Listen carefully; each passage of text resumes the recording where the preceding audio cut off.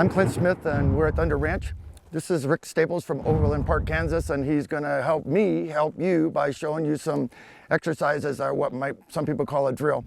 This isn't so much a drill like for competition's sake as I want you to acquire information. In other words, I want your experiences and application of the shotgun to be based on intellect and application. You see lots of stuff on video, I got it, no problem. But one thing that people misunderstand about a shotgun is generally the ranges that shotguns are used, they're often more apt to be like a rifle than a shotgun. In other words, the shotgun needs to be aimed.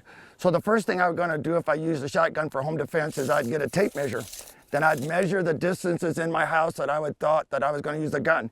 If I was dealing like I did in the past with law enforcement, I had them know what the width of their car was, know what the length of their car was, and know what the length of two cars were so that they knew how the gun was going to actually operate, because it doesn't come out and then open up like the atomic bomb and then go down range. It's not. So generally as a guideline, and we'll give you an example by showing you here, generally as a guideline, the gun's going to open a certain mount that'll be based not so much on barrel length as much as not even so much on choke, although if you had a full choke compared to an open cylinder, you know that the full choke is going to be a little bit tighter. And today you can have a short barreled gun with a full choke in it. And so some of that, and this is why we test it, because I don't know what it's going to do until I try it. So we're going to shoot reasonable ranges, 3 yards, okay, 5 yards and 7 yards, and then let you actually see the patterns develop. And then this will show you how much you truly need to aim the gun as compared to the myth and legend of, like I kind of pointed it over there, pull the trigger and it covered the whole wall. They usually don't do that. So we're just going to use a single load, we'll shoot it, then we'll step back and shoot it, and then we'll step back and shoot it so that you can see what's going on. And all I'm looking for is I want you to do this with your ammunition. And remember, shotguns are just like right hands. They're all the same, but they're all different. So a shotgun needs to be patterned on an individual basis, and you may have 2 Mossberg 500s. One may pattern a certain type of ammunition better or different than it patterns a different type. So you literally may use Winchester number 4s, like in buckshot. You may use Remington, for example, okay, double lock, or so the variables in the ammunition make a difference too. So you have to pick your load, pick your gun, shoot it, because they become individual idiosyncrasies then as you look at them. So Rick, give me a single load, please. Got eyes and ears. And if you give me the top mark, this is R3 when you're ready. Lines hot. Okay. So if you look at it, it's 3 yards, kind of gives you an idea that the pattern, and remember, some of what's going on there, which I'll show you in a minute, is also the wad column. So the pattern of the shell will go through, and then the wad may hit it and put like, holy crap, there's a mark out there. It's probably the wad, so you get an idea. What I'm going to do now is have Rick leave the action open, and we're going to back up. This is about 5 yards and 15 feet, so you figure in your bedroom, if you were at the back of the room and you were looking at the bedroom door and someone kicked down the front door, okay, or kicked down the bedroom door, this is kind of what the gun's going to be working for you there. Again, this is a double-aught buck ammunition that we're using right now, so you get so there are 9 33, 32 caliber pellets inside that are going down there. So in your world, it's almost like 9 people at once shot him with a 38 special. That's kind of what's happening, okay? So single load, 1 round. Center mark, if you will.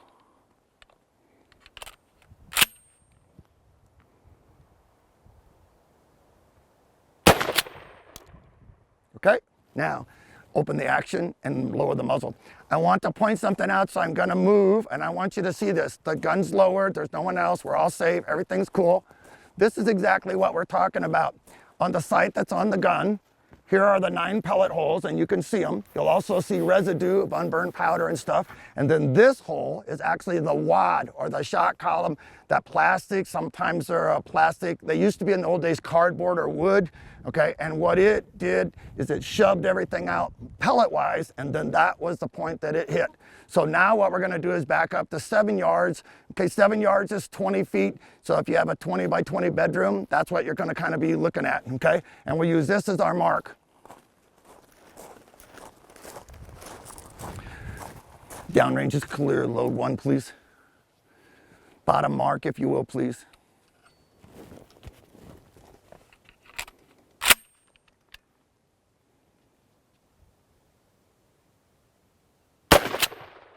Okay. The next thing that you want to understand when they do this You go, well, the pattern seems to print like on the top when it seems to print a little bit higher. Remember, the distance makes a difference also. So there's a lot of variables. The most consistent thing about small arms fire, especially shotguns, is that it's inconsistent. That's the reason you shoot and practice with this gun and do in this format what we'd call patterning. And to be honest with you, you know, if you take it out to 50 yards and throw a lofted buckshot at it, okay, it isn't going to do that much because that's not what the gun was designed for. In that format, double-aught buck at 50 yards is a lot like making a custom cabinet with a chainsaw. I can do it, but it winds up being pretty ugly. So Rick's got the gun down, the action's open, we're safe. This shows you the same thing again as far as there's your 9 pellets pretty much held on. And then this is your wad hole that punched through.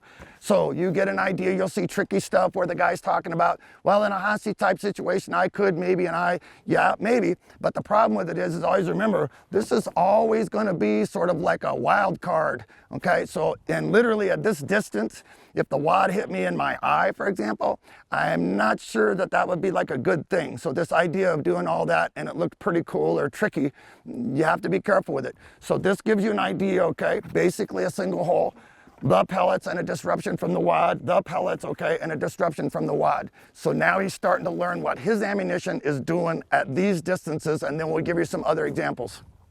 We set up the range drill now so that you can get an idea of how to tie patterning and what your gun and what your ammunition does. Remember that they're different, okay? Remember what it does in your gun. We tied them together in this exercise so you can see what's going on. So I'm gonna have Rick hit the cardboard first so that it confirms what his pattern's doing, and then we'll go to the red flipper.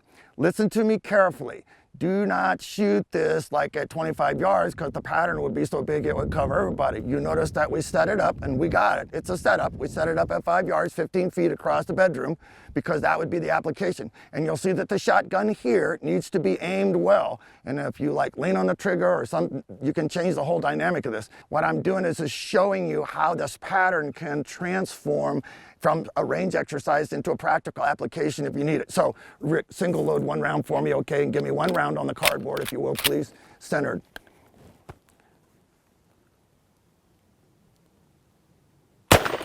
Okay, so first of all, remember the big hole you see is the wad, and the pellets, they centered right up on it, so they're actually patterned pretty good.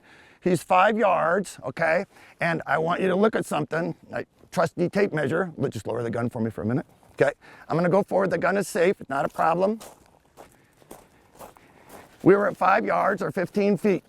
So here's your actual application. Remember what I told you, if it's in buckshot, okay, it'll probably be slightly smaller. If you were shooting birdshot, smaller pellets, you know, and a lot more pellets, maybe like 500 or 600, like in a number 6 or 7.5, something like that. So the pattern is just exponentially gonna be slightly larger. But I bet you $5, it's not gonna be much over 5 inches at 5 yards, so you get an idea of what's going on. Now, what we're gonna do is take the practical application of what we know the gun does and the ammunition pattern, and we're gonna move it over to the plate. So the theoretically designated target will be the red flipper in here that we're trying to hit. If you see a mark appear on the black, remember that it could be the wad, and then I'll confirm that with you. There's a big difference between a pellet and a wad, and you'll know it right away if something else goes wrong. So we'll have Rick make ready to do that. Okay, downrange is clear. Single load 1 round for me. We're on the red flipper.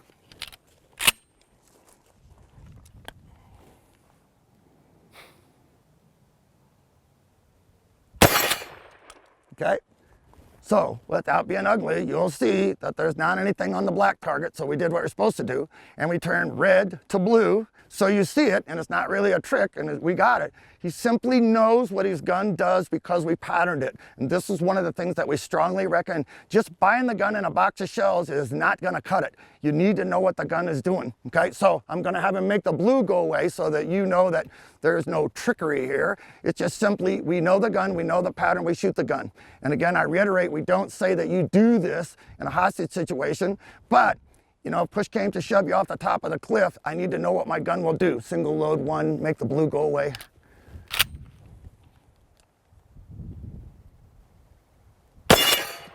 Okay, so now we made blue to red. You'll look at the black, it's still clean, okay? And if you lower the gun, safety on, okay? If you go with me, now what we've taken, okay, is the pattern from the cardboard. We know what it's going to do, and this would be a surgical application. This is just like taking a knife and cutting something. There's the cut on the red, 1, 2, 3, 4, 5, 6. So that means either some of them doubled up or 1 or 2 might have went off the side, which is something for you to consider. And when we take it over to the blue, you'll see that this one, 1, 2, 3, 4, 5, 6, 7, 8, okay? Probably 9 on that one, so it held pretty true to what it's supposed to do. And again, put it in its proper perspective. Our true interest in this is not shooting hostage scenarios and stuff like that. Our true interest is that you acquire the skill and knowledge of knowing what your gun will do at a certain distance with your ammunition. And again, so that we show you that there's really no trickery, I'm gonna have Rick go ahead and single load a round, and we're gonna take the blue and make it go away. That's all we're doing is like showing you, and we know now what the pattern is gonna do. Go ahead, load, shoot it.